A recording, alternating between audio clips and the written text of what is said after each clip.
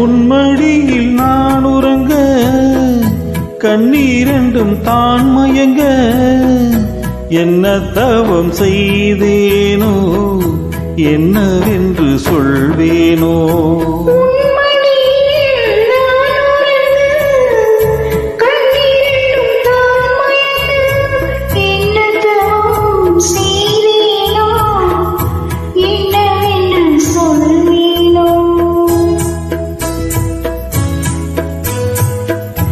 ஏழ் பிறப்பும் இணைந்திருக்கும் சொந்தம் இந்த சொந்தமம்மா வாழ்விருக்கும் நாள் வரைக்கும் தஞ்சம் உந்தன் நெஞ்சமம்மா.